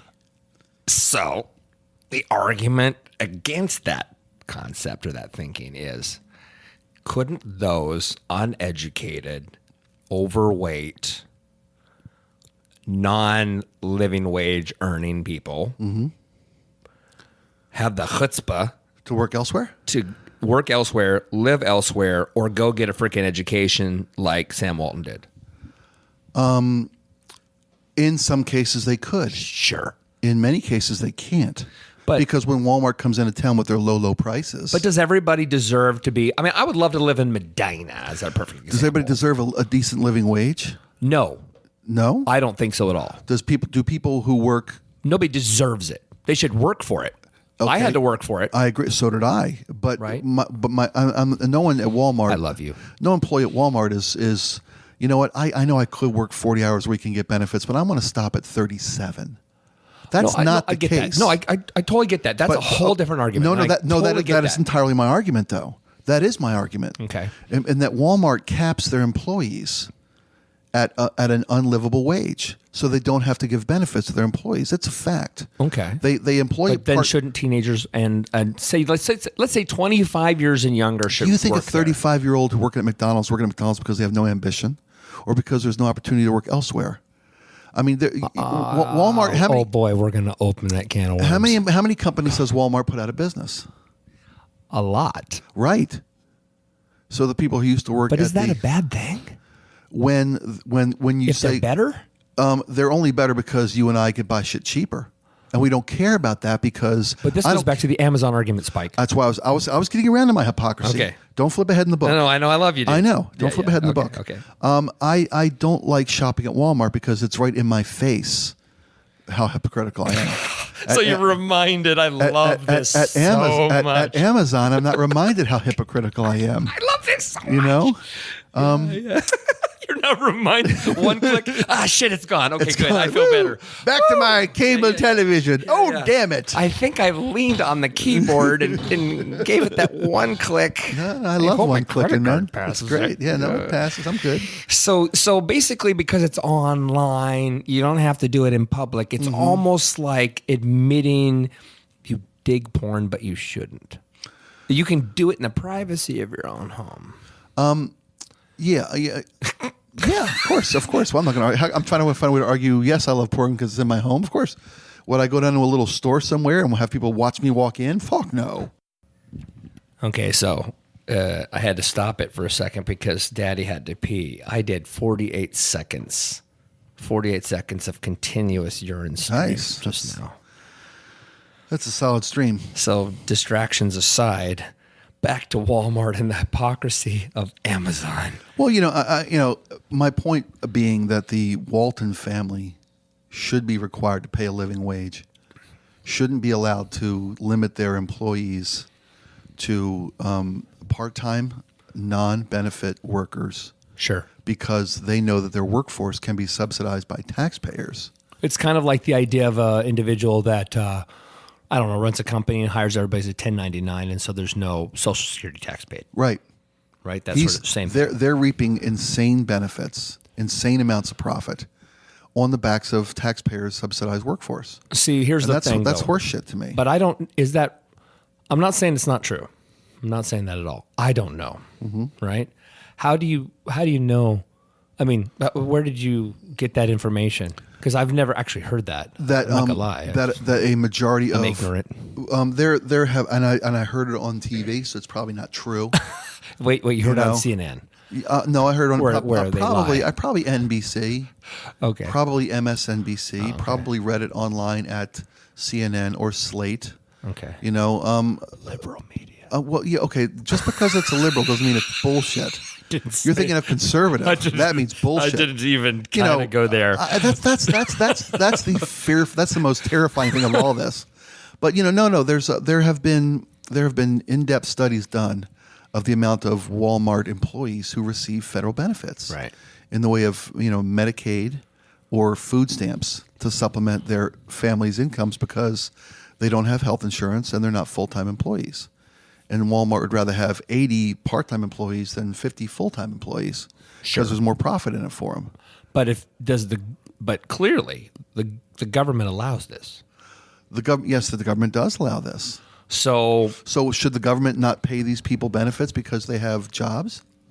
no, I guess what I'm trying to say is I agree with you that certainly sounds unfair, feels unfair, and if it's true, And it allows Walmart to deliver goods at a lower cost. right? if it's true as an American, right? As an American, I go, that sounds unfair, and and it's unfair to a lot of people. It's unfair to the worker. It's unfair to me, the private taxpayer who is subsidizing their profit margin, right? That's what I have. Again, if it's true. Okay. Now, I'm not saying it's not true. Okay. I'm just saying if it's true. The conservative in me says two things. One, if that's the case with the individual, and I'm going to throw my son under the bus, and I'll say this. So my son works for Target Corporate, and I want the very best for my son. He's an incredible young man. Right. He has a family, beautiful wife, and 2 incredible children. So I'm a grandparent, and I love them dearly, and I'm very, very proud of him. Very, very hard worker. Has been with Target for a number of years. Again, corporate down in North Carolina. And he moved there because cost of living, less expensive, right? Just money goes farther. Sure. It seems like he kind of wants to move back here. And of course, money is a lot thinner here, right? Because cost of living is crazy stupid here. Right. But all that being said, he was talking to me about, moving up in the company. And he said, they're really holding that not against him so much, but they're really, really resistant to him moving up. And I said, well, of course, you're one of their top guys, and you work in a field that is specific. And why would they take the happy, well-paid top guy out of that position to move him up the chain when you're not complaining? Right. When you're not arguing, when you're not pushing to get out of the position, right. You're just complaining to me on the side. Right. You need to let them know, hey, if I can't move up, I kind of got to move on. Right. Exactly. Right. And so my main argument as a conservative is you got to want more. And then the other side is, and I don't know what part of the government this hits in, but when we're talking about tax code and what all the variations on workers' comp and Social Security and all the different variations on what's legal and what's not, and is it state to state, corporation to corporation, all these things. There's this big, and again, I'm not against liberalism at all. There's this big argument amongst liberals, that says like, I really dislike that political candidate X, because he makes $25 million and pays 17% on his taxes. I make $100,000 a year and pay 28%. What is wrong with that picture? And what's wrong with that picture is that individual has great accountants who know how to take advantage of tax code. Okay. So my brain says, if it's available to you and you're a corporation, what's wrong with taking advantage of it? So just to end this argument, is you have to want more for yourself. Sure. If the corporation is allowed to legally enact a process, why wouldn't they? Right. And so then the argument really, to me, shouldn't be against Walmart.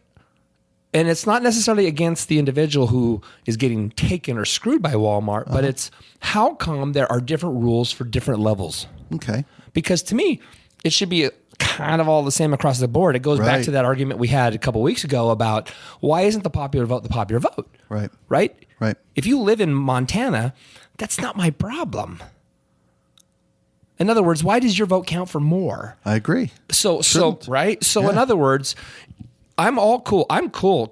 I completely understand your perspective, Spike, but I don't know if you understand that perspective, what I'm sharing, because to me it seems, not to say understand, but agree with, that it should be either it should remain the way it is, or it should be completely even across the board, which means we all pay our share. We all do our share. We all serve our share.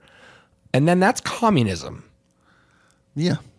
Do you want communism? No, I don't want communism, but I want a fairer system that doesn't allow the Waltons to have a system written by people that they put in place through political donations. And I honestly believe that's the case. I don't disagree with that either. Payola is payola across the board in a lot of different industries. And getting back to our president-elect is about to put a Secretary of State in place who's going to gear the political rules to help. He's a transactional politician as opposed to a what's good for America. He's a lobbyist. Yeah, right. That's who's going to be running the show. When the Waltons can not pay anybody any money and make a huge amount of profit because that's the American way. The American way is supposed to be for all Americans, not just for the people who can afford to write the rules. Yeah. And that's kind of what we got in place. And that's talk about the pendulum swinging back and forth. That's kind of what we because excuse me. That was your turn. That was my inner. Wait, here's my chance.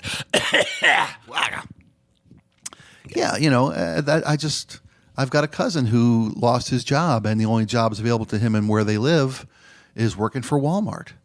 And it's where does he live? He lives in outer somewhere in Maryland. How do they say outer Mongolia? He lives in the ruraler section of Maryland, and most of the stores in his area have been put out of business by the big Walmart that came to town. Sure. And the only opportunity for him to work and take care of his family was at Walmart. So his opportunities are limited, as you had said. Because of the system in place. And, they have to lose their house and downsize. Right. And my cousin, who's lovely, and I adore her, and her husband and 2 kids are, hard candy Christmas because the Waltons just can't get enough fucking money. Right. And that's what I hate. Right. I just, and now it's... I get hard work. Yeah. I get lift yourself by your I moved out of bootstraps. Eastern Washington for that reason. So because the cost of living's less, but the opportunities are less. And they sell this whole government gets in the way. The government protects the people who aren't being able to protect themselves. Sure. And or supposed to. And they're supposed to. That's by the people for the people. All the fucking people. Not just some of the people. Right. Not just those who can afford to write the rules. But hasn't it really, that is such a grand, lovely concept. But has it ever actually been there? Because every other 8 years it gets like that. But dead fucking serious. I know, buddy. And I'm not trying to get too deep, but we talk about the pendulum swinging. Yeah. And was it like that with Carter? Yeah. See, I still think everybody's going to hate me. I think I said this before. I think he's the best president we ever had. Never fired a shot. Because he actually was moral and just and good and wanted the best for everyone. Right. But he was so middling. He had no extreme opinion. Right. He couldn't win anybody over. Right. We're screwed, dude. No, we're Let's not. just move to Japan and go to Robot Restaurant. You know why we're not? Because it's I told my daughter this on election night. We're a long-term thing. America. Well, but we're a young long-term thing. We're That's 230 5 years old or something, whatever. Yeah. Sorry, can't add 41. 241. Thank you. But we may be young, but we're a long-term plan, and we're a system of checks and balances. If these appointees for the Trump cabinet. I watch these hearings, and by the time you hear this, they'll all be done, and there aren't enough votes. Sure. Against keeping a guy like Jeff Sessions, who has a track record of racism and abuse of power. Right. He's got a fucking track record of it. But there's not enough votes with a Republican-controlled, Senate Judiciary Committee to keep him out of power. Right. There's the Secretary of State nominee Tiller, what the fuck his name is, Exxon CEO. Sure. But there's not enough votes on the Foreign Relations Committee to keep a businessman from running international policy for everybody's the United complaining, States. but everybody's afraid to make everybody's afraid to actually take a step against the cognoscenti, right? Isn't that basically it? Everybody's afraid. It's not fear. It's that they're serving their own needs. Well, sure, but it hasn't. So again, hasn't it always been that way? Yeah.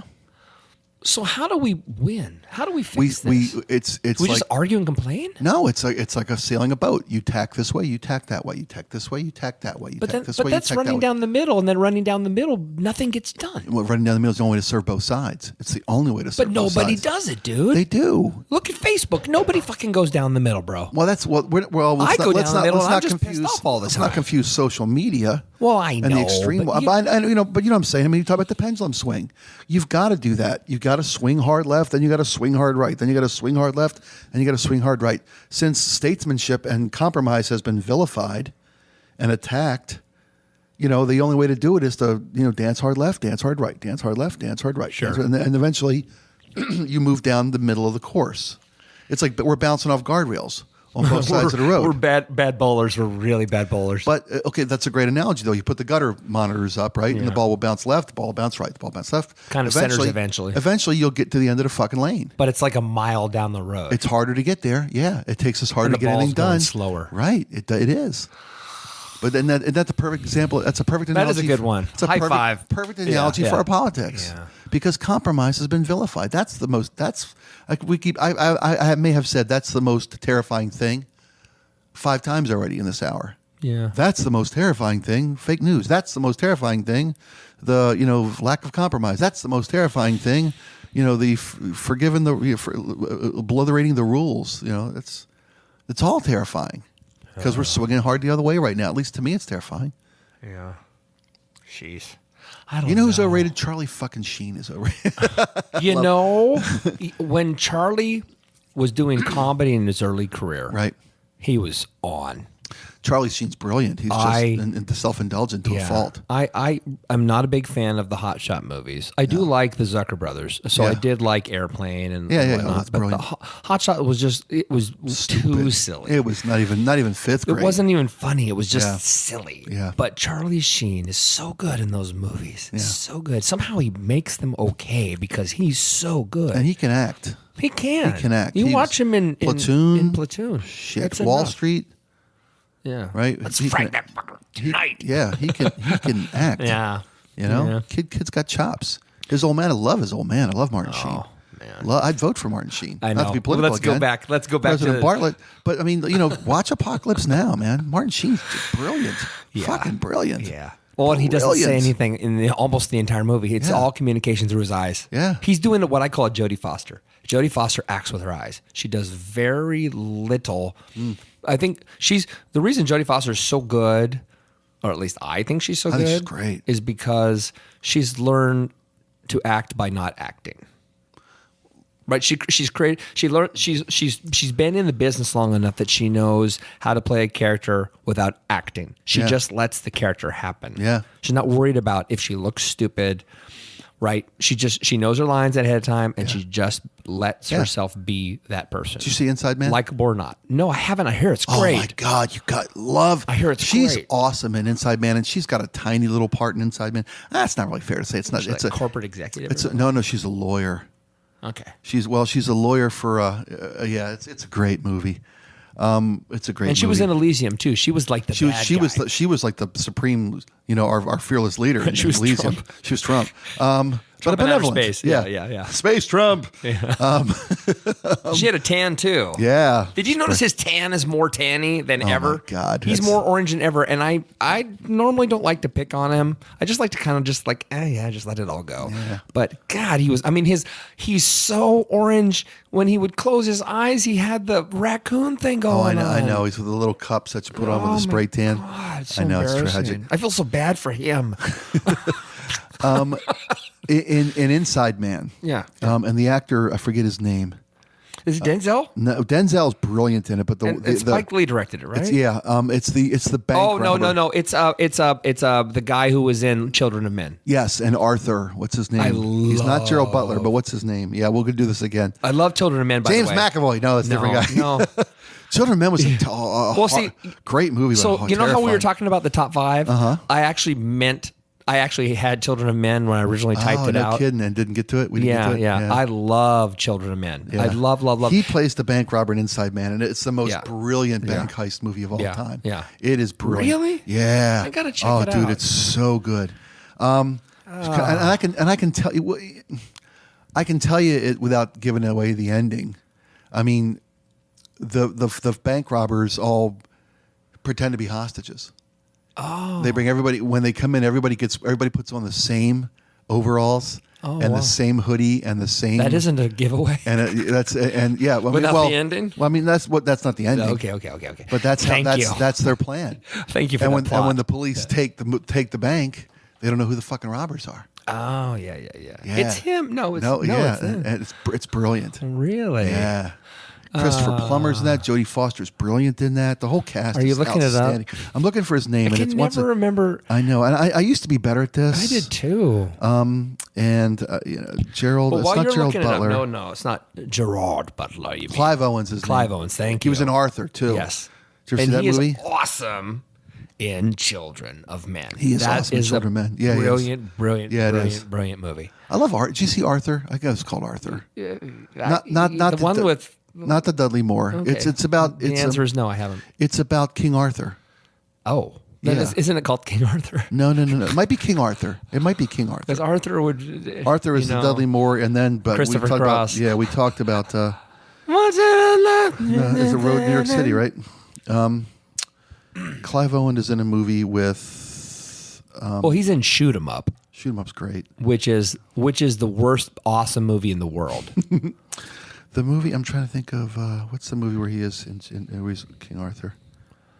I think it's called King Arthur. Might be King Arthur. I think it is. I don't know. Spike is Googling.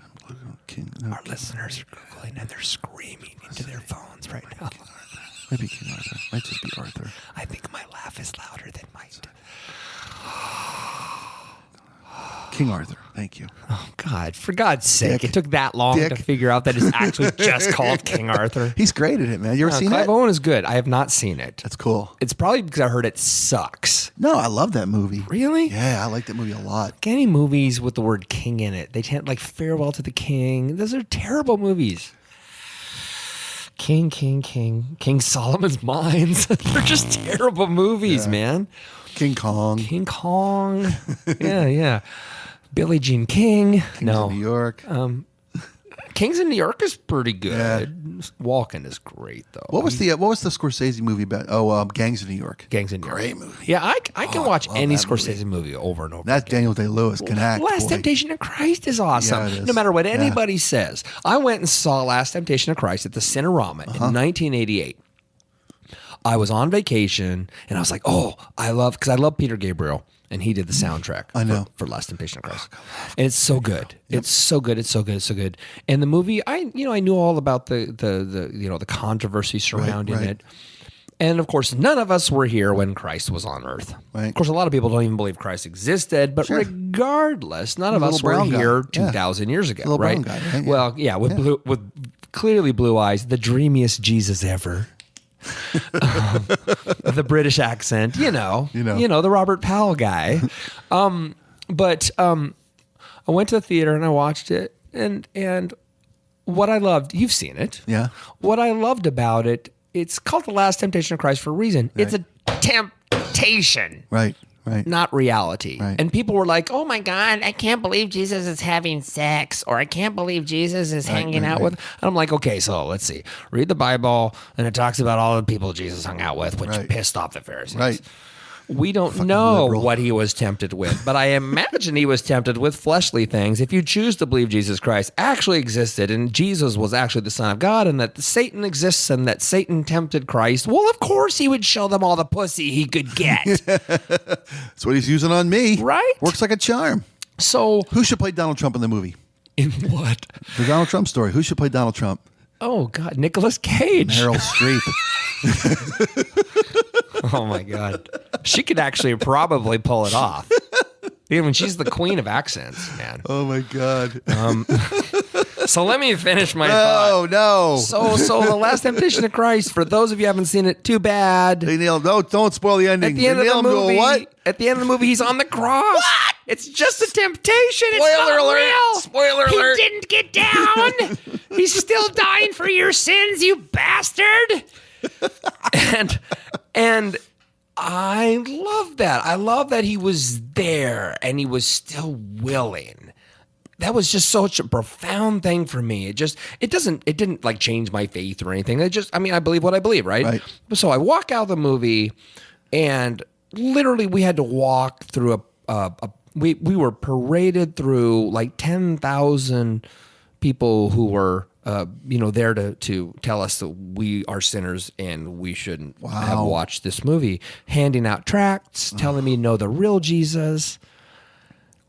And I was like, no wonder nobody wants to know the real Jesus.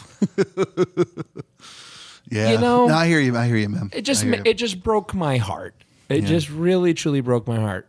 But off that tangent, Scorsese rules. Yeah, Scorsese rules. Everything he's done is good. I mean, he hasn't made even the king of comedy, Sublime movie. Yeah. Scorsese's the master. And yeah, he won it for a movie he probably shouldn't have won the Oscar for. Not The to Lifetime say, Achievement Award kind right? of deal. Absolutely, Yeah, he should have yeah. won it for Raging Bull. It's Absolutely. freaking brilliant. Perfect movie. Taxi Driver should have won it for Taxi Driver. Yep. Should have won it for Goodfellas, my favorite Scorsese movie of all time. great movie. That's another. That's one of those. If it's on TV, I'm watching it. Can't turn away. Can't Yeah, turn I hear away. ya. It's just so much fun, and it's the perfect example of the anti-hero. Oh, You- yeah. you want them Henry, to you bet. succeed so bad. Oh, yeah. You want to be like them. You want to hang with them. You can see the attraction of being in the trade, of the risk of your life to hang out with these good old boys and to have somebody drop $500, $100 bills in your hand because they just like you. Yeah. I can handle that. Tribute, you bet. I don't want somebody to shove a coat hanger into my head Yeah. when they're pissed off at me. But God, what a good movie. Great movie. You know, and it's so dirty at the end. You know, I mean, Yeah. get mixed up in the coke and the fuck. Oh my God. Can't get away from the girl. When De Niro's and he's trying to willing to tell her, sell out to the "Yeah, stupid we got- girl, has to get her hat. Go pick out a coat. Go down there. And Yeah. she's like, "Oh, I'm good." Yeah. You I know. think I'm good. What are you doing? Yeah. Yeah. Oh God, it's so good. It's so good. It's so good. Who hasn't seen Goodfellas? Go see Goodfellas. Yeah. We went nowhere today. Okay. You know, is any of this usable? You think? Oh, sure. People enjoy some of this. Byron in Florida, our one fan, is going to think this was great, and mostly because I just said Byron in Florida. Byron, thank you. Yeah, He's yeah, the yeah. one guy. I don't know if you've seen this on Facebook. I have. Byron's wonderful. See, Byron, we're paying attention, Yeah, we buddy. are. You're a great cat. Thank you so much for honoring us and loving us, no matter what our faults are, which we clearly have hundreds of. I pity you for having to go edit this shitstorm down. Oh my God, it sucks, dude. It's the hardest part. Is it editing? Yeah, I bet it is. I couldn't do it. Yeah. I can't stay on topic, let alone pull the weeds out of this garden. Well, here's the thing. Yeah, what most people don't realize is what they're hearing, and they will hear this part because I'm going to leave it in. But what they're hearing is a trim down to about half of what we talk about. Really? They literally cut a ton of crap out. Well, I mean, mostly just the weird, I don't know, coughs and Tangents and and you shit. when you go. When you do your I still do thing, that? yeah, you do it all the time. You did it today like 40 times. Really? But you I also pop up on love the the mic. ugliness, right? I love it when things get when they go awry. Okay.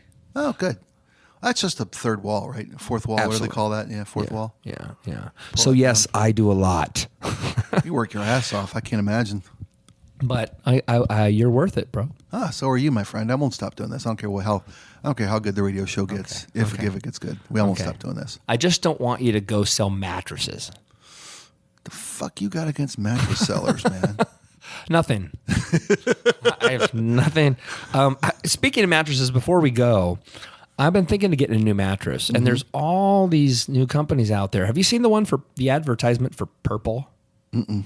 So they've got this new tech that is like, it's supported by, so there's lots of these little, like, I don't know, poly something plastic cubes.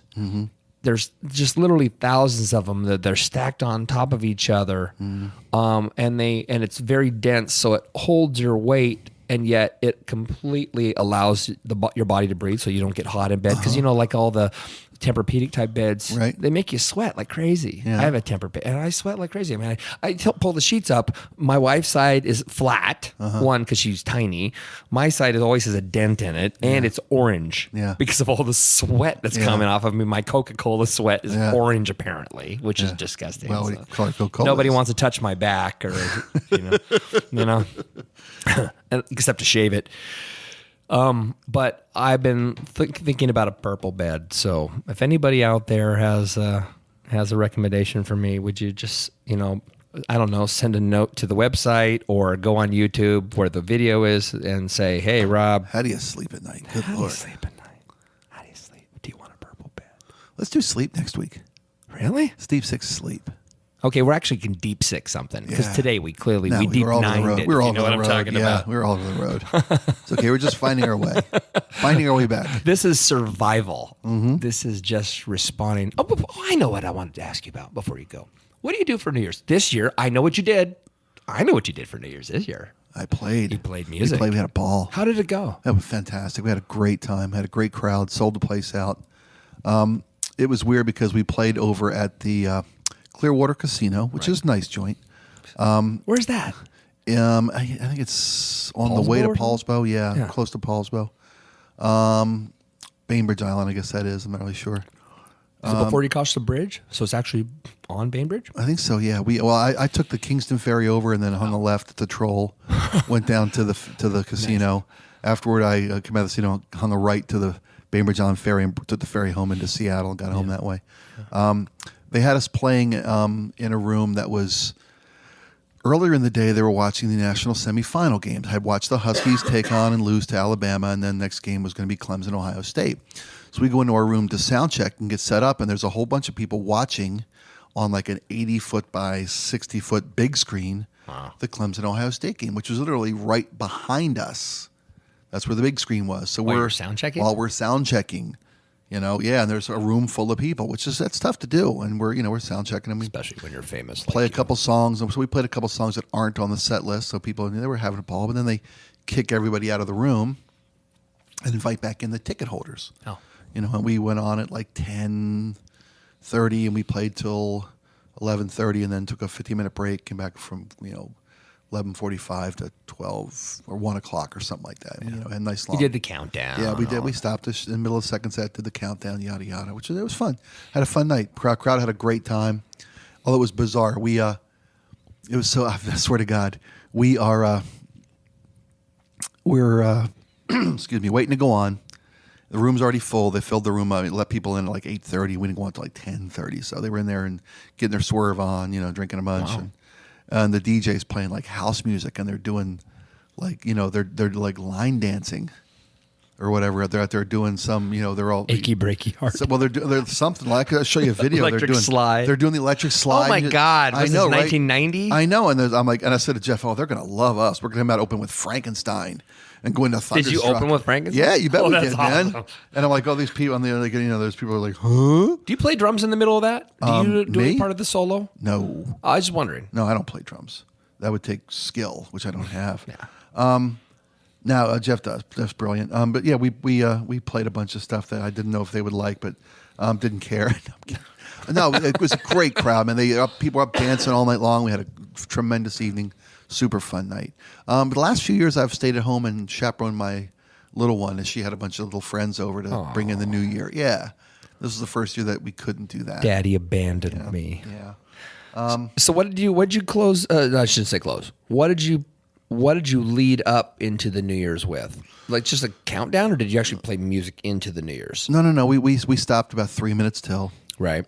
And they went from the put on the big screen behind us. They put the needle on. Oh, okay. So we had a countdown. The clock. worst fireworks show ever. Yeah. Well, we didn't stay around for that. We was it a tribute to Prince or something this year or so? That's exactly what. Yeah. By the way, everybody, that is the sound of fireworks coming off the Space Needle. Yeah. About every 5 seconds. Tink, tink, tink, tink. Tink, tink, tink, tink. And it sucks. Our fireworks show in Seattle sucks. It's boom. the worst fireworks show of a major city in the freaking world. Okay, I'm done. Go ahead. Go ahead. Yeah, we counted down the New Year and then went back to rock. That's all we got. So what song did you do the New Year with? Like "Shook Me All Night Long" or something like that? No, I don't think we did that one this week. If you guys don't know, Spike has an awesome band called Spike and the Impalers. You're sweet. You're kind. Oh, with lots of incredible local session musicians, of which Scott Adams, my very, very close friend, is a saxophone and singer and keyboard player. Yeah, it's funny. That's kind of how we. It's kind of how we met. That's kind of how this whole thing got started. Yeah. Was that? Now Scott took Bob's spot too, right? Like when Bob left and retired and moved on with his life, he was still playing keyboards in Spike and the Impalers. Yes. Okay. I don't want to hit this if this is a No, sore subject. I'm trying to find my set list Okay, here. I but apologize. Scott, I know, plays sax and sings in the band, Right, but well, he also sort of side he keyboards. He started playing keyboards when Bob left because we needed a Okay. second keyboard player. Okay, yeah. that's what I thought. Okay. Yeah, so it's all good. Is Pedro still a part of that? Heck no. Oh, that's too bad. He Pedro is part of the Marty and Jody show over Yeah, there at I know. KJR. I know. I was just testing. That's okay. No, that's okay. I was like, that was my chance to I wish kind of like push the little burr into the tailpipe there for a second. Not at all. Couldn't resist. I'm sorry. I can edit okay. this part out. I think we'd love Rain or Me into the new year. Really? Yeah. Or You and the Who. up until midnight, and then came out of that with Sin City or something like that. Okay. Yeah.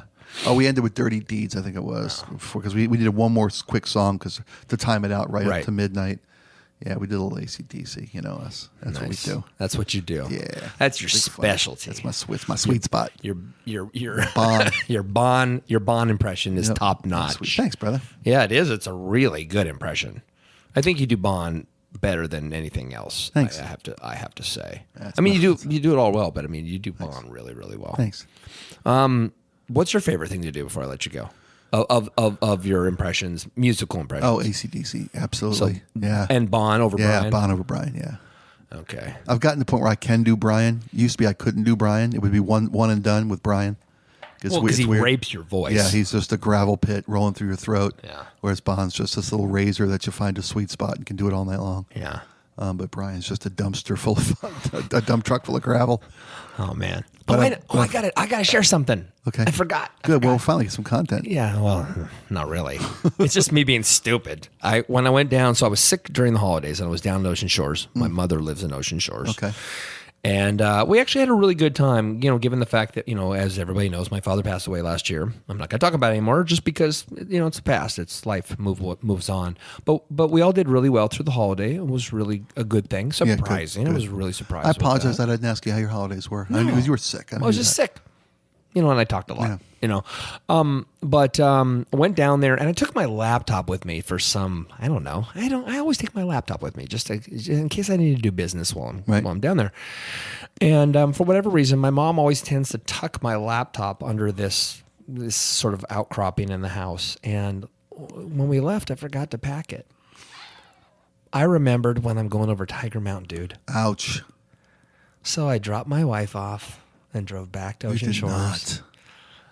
Because You had to. I had You to had the to. next day. Yeah, you had to. Wow.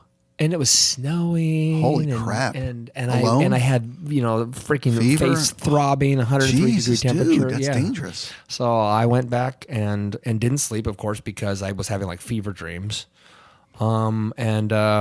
And yeah, I guess there's really no story. I just was telling everybody I'm stupid, and I had to go back. And my uncle Wow. said, "No laptop's that important." I'm like, "Well, actually, yeah." You gotta I have it. had yeah. job requirements. I had to have it. Wow. I'm So, sorry. yeah, I'm an idiot. And we didn't do anything for. In fact, our New Year's, my wife and I, we sat in our room and watched Netflix and YouTube. Because again, we don't have TV. We're like the $7 a month family, right? Just pay for Netflix and YouTube is free. And watched like Top Gear or something. Cool. And then I look at the clock. It says 11:59. Oh, no shit. Yeah. Good for you. No, but check this out. It says 11:59. I look over at my wife. She looks at the clock. It says 11:59. We both look back at YouTube. We watched it and then look back at the clock. And it's like 12:05 and we both went like, Happy New Year. give each other a kiss, and that was good. Because the reality is come on, right? It was already tomorrow in Australia. I know. What do I I hear care? ya, I hear ya. I mean, if it's the end of the world, it would have ended then. Right. You know. We're still and here. if there was a terrorist, it would have happened 3 hours ago in New York City. Right. Right. So, Or Spain, Yeah. France, wherever Yeah, they're exactly. getting all rat crazy. so it's all good. So anyway, okay, enough of the diversions. Any last thoughts before we blow this up for the day? I apologize for everybody for being so non sequitur today. We'll get back on it and get a little more drive and a little more focus. And next week we'll deep six something. Cool. And congratulations to you and your new gig. And hopefully this will come out in absolute tandem with the new gig so people can actually hear the good Spike and then the distracted Spike. On the radio. Yeah. Exactly. Right on. Yeah. Rock and roll.